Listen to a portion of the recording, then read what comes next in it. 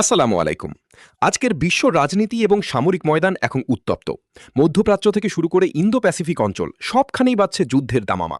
দক্ষিণ ইরানে মার্কিন হামলা আর আকাশসীমায় যুদ্ধবিমানের গর্জন, লেবাননে ইসরায়েলি বাহিনীর রক্তক্ষয়ী বিমান হামলা, আর অন্যদিকে দিল্লিতে কোয়াড জোটের হাই প্রোফাইল বৈঠক। এদিকে রাশিয়া ইউক্রেন সীমান্ত কিংবা আফ্রিকার গৃহযুদ্ধ, কোথায় কি ঘটছে? আজ ২৬ মে ২০২৬।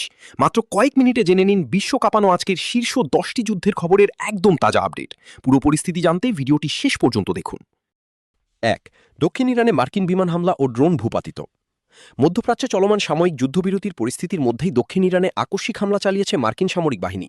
মার্কিন সেন্ট্রাল কমান্ড বা সেন্টকম জানিয়েছে, মার্কিন সেনাদের সুরক্ষা এবং খনি স্থাপনের চেষ্টা রুখতে ইরানের বেশ কয়েকটি ক্ষেপণাস্ত্র উৎক্ষেপণ কেন্দ্র এবং নৌযানে এই আত্মরক্ষামূলক হামলা চালানো হয়েছে। এদিকে ইরান এই হামলার কড়া জবাব দিয়েছে। দেশটির রেভলিউশনারি গার্ড বা আইআরজিসি দাবি করেছে, তারা পারস্য উপসাগরের আকাশে ৩টি মার্কিন যুদ্ধবিমানকে বাধা দিয়েছে এবং একটি অত্যন্ত আধুনিক MQ-9 রিপার ড্রোন ভূপাতিত করেছে। সাময়িক যুদ্ধবিরতি চললেও এই ঘটনায় ওই অঞ্চলে আবারও তীব্র যুদ্ধ উত্তেজনা ছড়িয়ে পড়েছে। ২. মার্কিন ইরান শান্তি চুক্তি নিয়ে ডোনাল্ড ট্রাম্প ও মার্কো রুবিওর বক্তব্য। দক্ষিণ ইরানে নতুন করে মার্কিন হামলা চললেও ওয়াশিংটন এবং তেহরানের মধ্যে একটি বড় শান্তি চুক্তির গুঞ্জন জোরালো হচ্ছে। মার্কিন প্রেসিডেন্ট ডোনাল্ড ট্রাম্প সামাজিক মাধ্যমে এক বার্তায় জানিয়েছেন, শান্তি আলোচনা বেশ চমৎকারভাবে এগিয়ে চলছে। তিনি প্রস্তাব করেছেন, ইরানের সমৃদ্ধ ইউরেনিয়াম বা পরমাণু উপাদানগুলো আন্তর্জাতিক পরমাণু শক্তি সংস্থা বা IAEA এর তত্ত্বাবধানে ধ্বংস করা যেতে পারে। অন্যদিকে মার্কিন পররাষ্ট্রমন্ত্রী মার্কো রুবিও দিল্লিতে সাংবাদিকদের জানিয়েছেন, পরিস্থিতি জটিল হলেও আগামী কয়েকদিনের মধ্যেই একটি চুক্তি হওয়া সম্ভব, যা এই যুদ্ধের আনুষ্ঠানিক অবসান ঘটাবে। তবে ইরানের সর্বোচ্চ নেতা সতর্ক করে বলেছেন, উপসাগরীয় শক্তিগুলো আর মার্কিন ঘাঁটির ঢাল হিসাবে কাজ করবে না। ৩. লেবাননের বেকা উপত্যকায় ইসরায়েলি বিমান হামলা, ১২ জন নিহত। লেবাননে হিজবুল্লার অবস্থান লক্ষ্য করে ভয়াবহ বিমান হামলা চালিয়েছে ইসরায়েলি বিমান বাহিনী। লেবাননের রাষ্ট্রীয় বার্তা সংস্থা জানিয়েছে, পূর্ব লেবাননের বেকা উপত্যকার একটি গ্রামে ইসরায়েলি বিমান হামলায় অন্তত ১২ জন সাধারণ নাগরিক নিহত হয়েছেন।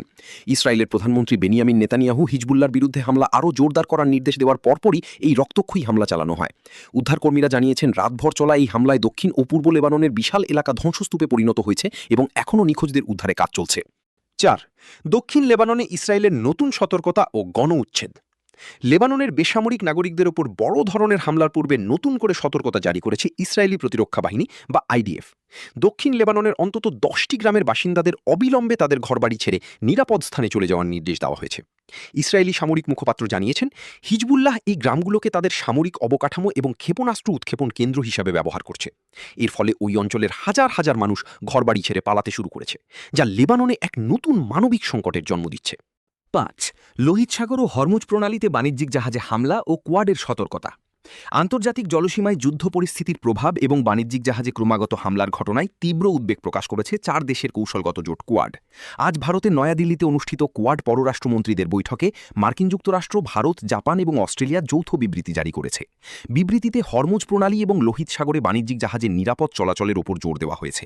কোয়াড নেতারা স্পষ্ট জানিয়েছেন, আন্তর্জাতিক সমুদ্র আইন লঙ্ঘন করে বাণিজ্যিক জাহাজে যে কোনো ধরনের হামলা বা টোল আদায়ের চেষ্টা বরদাস্ত করা হবে না। ৬. ইন্দো প্যাসিফিক অঞ্চলে চীনের সামরিক তৎপরতা এবং কোয়াডের নতুন উদ্যোগ। ইন্দো প্যাসিফিক বা ভারত প্রশান্ত মহাসাগরীয় অঞ্চলে চীনের ক্রমবর্ধমান সামরিক শক্তি প্রদর্শনের জবাবে নতুন কৌশলগত পদক্ষেপ নিয়েছে কোয়াড জোট। দিল্লিতে চলমান বৈঠকে মার্কিন পররাষ্ট্রমন্ত্রী মার্কো রুবিও একটি নতুন মেরিটাইম সার্ভেইলেন্স কোঅপারেশন বা সামুদ্রিক নজরদারি উদ্যোগের ঘোষণা দিয়েছেন। এর মাধ্যমে প্রশান্ত মহাসাগরীয় অঞ্চলের দ্বীপ দেশগুলোর বন্দর অবকাঠামো উন্নত করা হবে এবং সমুদ্রে নজরদারি জোরদার করা হবে। যদিও চীন এই পদক্ষেপের তীব্র বিরোধিতা করে বলেছে, কোয়াডের এই সহযোগিতা কোনো তৃতীয় পক্ষকে টার্গেট করে বা ব্লক তৈরি করার জন্য হওয়া উচিত নয়।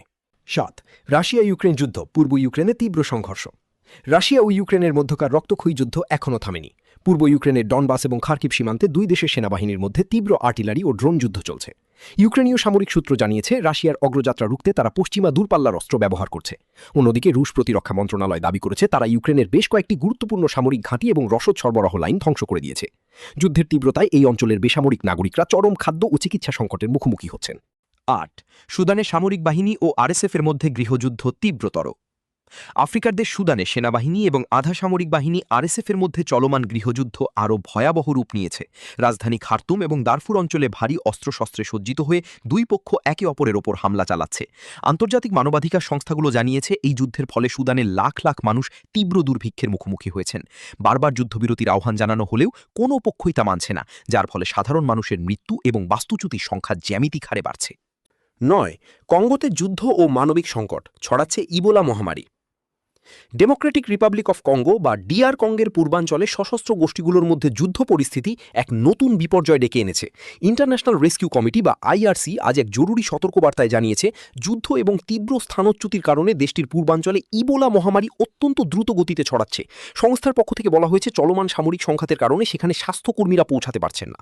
আন্তর্জাতিক সম্প্রদায় যদি দ্রুত এই যুদ্ধ বন্ধে এবং এই স্বাস্থ্য সংকট মোকাবিলায় এগিয়ে না আসে, তবে এটি ইতিহাসের অন্যতম মারাত্মক মানবিক বিপর্যয় হিসেবে রূপ নিতে পারে। 10.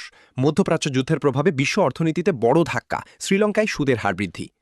মধ্যপ্রাচ্যের যুদ্ধ শুধু ওই অঞ্চলেই সীমাবদ্ধ নেই, বরং এর নেতিবাচক প্রভাব পড়তে শুরু করেছে বৈশ্বিক অর্থনীতিতে। যুদ্ধের কারণে বিশ্ববাজারে জ্বালানি তেলের দাম ক্রমাগত বৃদ্ধি পাওয়ায় বড় ধরনের অর্থনৈতিক চাপে পড়েছে দক্ষিণ এশিয়ার দেশগুলো। পরিস্থিতি নিয়ন্ত্রণে আজ শ্রীলঙ্কার কেন্দ্রীয় ব্যাংক আকস্মিকভাবে তাদের মূল সুদের হার 100 বেসিস পয়েন্ট বাড়িয়েছে। তীব্র মূল্যস্ফীতি রোধ এবং নিজেদের মুদ্রার মান ধরে রাখতেই এই কঠিন সিদ্ধান্ত নিতে হয়েছে দেশটিকে। বিশ্লেষকরা বলছেন, মধ্যপ্রাচ্যের যুদ্ধ যত দীর্ঘায়িত হবে, বিশ্বজুড়ে অর্থনৈতিক মন্দার ঝুঁকি ততটাই বাড়বে। তো এই ছিল আজকের বিশ্বজুড়ে চলমান যুদ্ধ এবং সামরিক সংঘাতের শীর্ষ 10টি গুরুত্বপূর্ণ খবর। মধ্যপ্রাচ্যের এই উত্তেজনা এবং পরাশক্তিগুলোর ভূ রাজনৈতিক লড়াই আগামী দিনে বিশ্ব অর্থনীতি ও আমাদের জীবনে কী ধরনের প্রভাব ফেলবে বলে আপনি মনে করেন? আপনার মূল্যবান মতামত অবশ্যই নিচে কমেন্ট করে জানান।